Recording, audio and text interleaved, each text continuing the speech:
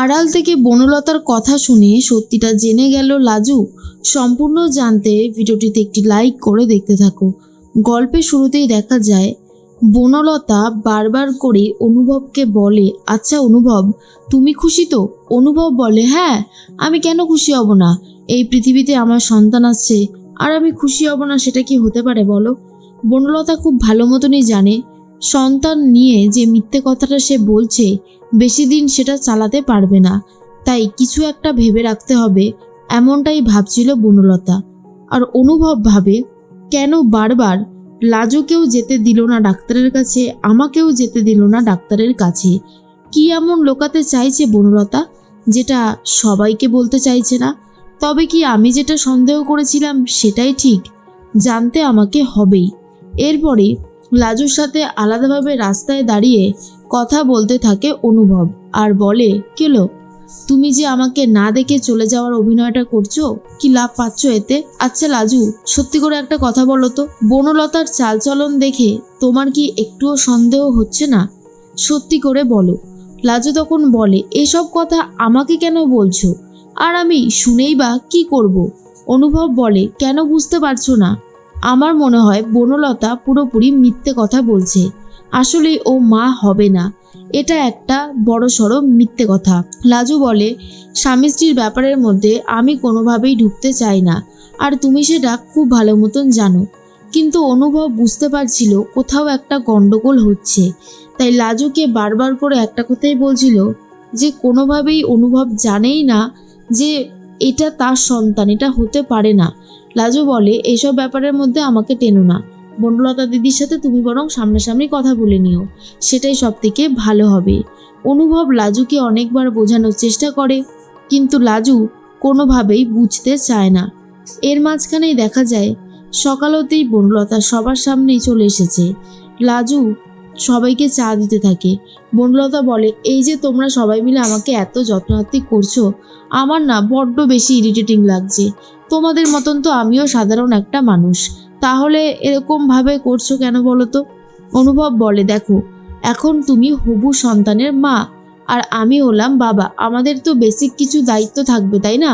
সেই দায়িত্বগুলো আমরা কোনোভাবেই এড়িয়ে যেতে পারি না। এরপরেই জেঠিমণি বলে, সত্যি আজকে এত আনন্দ হচ্ছে, আমাদের বাড়িতে নতুন সদস্য আসতে চলেছে, এটার যে কত বড় একটা সুখবরের দিন। আমি তো শুধু ভাবছি কবে কবে সেই দিনটা আসবে, আর অপেক্ষা তর সইছে না। তবে আমি শুনলাম বনলতা তোমার মা ফোন করেছিল, বলল 5 মাস হয়ে গেলেই নাকি উনি নিয়ে যাবেন তোমাকে। এরপর জেঠিমণি বলে, তুমি কি সত্যি যেতে চাও নাকি এখানেই থাকতে চাও? বনলতা বলে, মা যদি আমাকে নিয়ে যেতে চায় তো আমি মায়ের কাছে কটা দিন থাকতে চাই, আমার খুব ভালো লাগবে। তখন জেঠুমণি বলে, সত্যি বনলতা তুমি চলে যাবে? তুমি চলে গেলে যে বাড়িটা একদমই ফাঁকা হয়ে যাবে, কি করে আমরা থাকবো বলো তো? না না, তুমি এখানেই থাকো না, খুব ভালো হবে। কিন্তু বনলতা কোনোভাবেই থাকতে চায় না। আসলেই বনলতা খুব ভালো মতন জানতো যত দিন যাবে তত সে ধরা পড়ে যাবে, কারণ সে তো সত্যি সত্যি মা হচ্ছে না, এটা হচ্ছে পুরোটাই একটা নাটক। এরপরেই বনলতাকে অনুভব বলতে থাকে, বনলতা তোমার যেটা ইচ্ছে তুমি সেটাই করো, আমার কোনো সমস্যা নেই, তবে 7 মাসে গেলে ভালো হতো। তখন জেঠিমণি বলে, বুঝতে পারছি আমাদের কৃষ্ণ তার বউকে ছাড়া থাকতেই পারবে না। এরপর পারিবারিক সবাই মিলে একটু হাসি ঠাট্টা হই হুল্লোড় করতে থাকে, কিন্তু বনলতার মনের মধ্যে চলতে থাকে একটা অজানা ভয়, যে একবার যদি সবাই সত্যিটা জেনে যায় তাহলে একেবারে শেষ। কি যে হবে, কারণ বনলতা তো অ্যাকচুয়ালি মা হচ্ছেই না, অনুভবকে নিজের করে পাবে বলে এই সমস্ত মিথ্যে ঘটনা রটিয়ে দেওয়ার চেষ্টা করেছে। তার মাঝখানেই শ্রী বলে, সত্যি আজকে আমাদের বাড়িতে অনেক বড় একটা খুশির দিন, এই খুশির দিনে মা যদি থাকতো তাহলে খুব ভালো হতো। আসলেই ঠাম্মি গেছে ঘুরতে, এই সময় বাড়িতে ঠাম্মি নেই, তাই ঠাম্মির অভাবটাই সবাই একটু অনুভব করছিল। এরপরেই বনলতা সকাল থেকে কিছু খায়নি, নিজের ঘরেই রয়েছে। বাড়িতে চলে এসেছে লাজু। লাজুকে দেখার পর শ্রী তখন বলে, লাজু তুমি চলে এসেছো, খুব ভালো হয়েছে। সকাল থেকেই না বনলতা কিচ্ছু খাবার খাচ্ছে না, কি যে হয়েছে বুঝতে পারছি না, একবার একটু দেখবে চেক আপ করে? তোমার কাছে তো স্টেথো আছে, একটু দেখো না। তখন লাজু বলে, এক্ষুনি দেখছি কাকি। এরপরেই লাজু বুঝতে পারে বনলতা তার কাছে লাজুকে ঘেঁষতে দেবে না। তাই লাজু বলে, বনলতা দিদি কি আমাকে অ্যালাউ করবে? শ্রী তখন বলে, অ্যালাউ করবে না কেন? তুমি যাও, বলো আমি পাঠিয়েছি। এর মাঝখানেই সুনিতা অর্থাৎ বনলতা তার মায়ের সাথে কথা বলতে থাকে। আর তার মা তখন বলে, বন্যা, তুই যেই খেলায় নেমেছিস আমার কিন্তু সত্যি কথা বলতে খুবই ভয় লাগছে। তোর কি এসব করার কোনো দরকার ছিল বলতো? তুই যে ফেঁসে যাবে সেদিন যে কি হবে, তোকে ওই বাড়ি থেকে সবাই একেবারে বার করে দেবে। বনলতা বলে, প্লিজ মা, এসব কথা আর বলো না। দেখো, আমার ভালো লাগছে না শুনতে। আমি চাই অনুভবের কাছাকাছি থাকতে। এরপরে সুনিতা বলে, তুই খাসনি কেন? এরপর তো সবাই মিলে আরো বেশি করে তোকে জড়াজড়ি করবে, সেটা ভালো লাগবে? বনলতা বলে, আমার গ্যাস হয়ে গেছে, গা গোলাচ্ছে, আমার খেতে ইচ্ছে করছে না।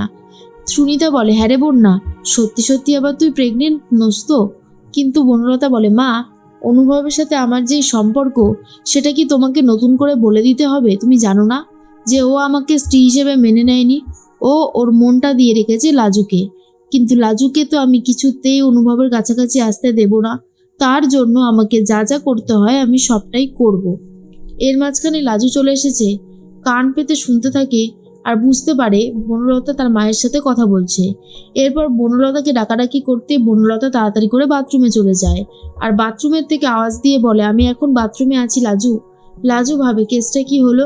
বনলতা দিদি তো আমার সামনেই দাঁড়িয়েছিল, হঠাৎ করে বাথরুমে চলে যাওয়ার কথা বললো কেন? পুরো বিষয়টাই একটু অন্যরকম লাগছিল।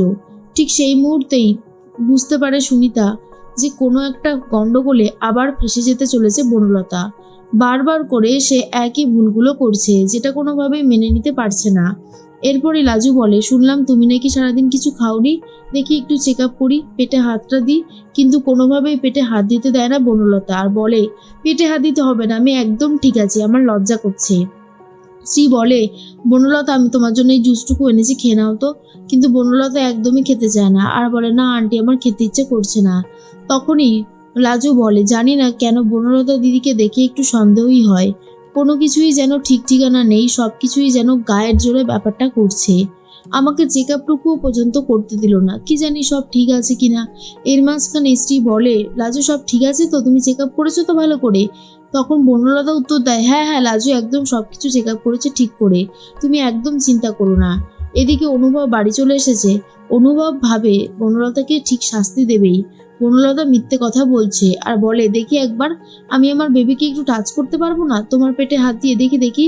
আর বনলতা খুব ভালো মতনই জানে অনুভব যদি তার পেটে হাত দেয় সব সত্যিটাই সামনে চলে আসবে আর কোনো কিছুই অচেনা অজানা থাকবে না।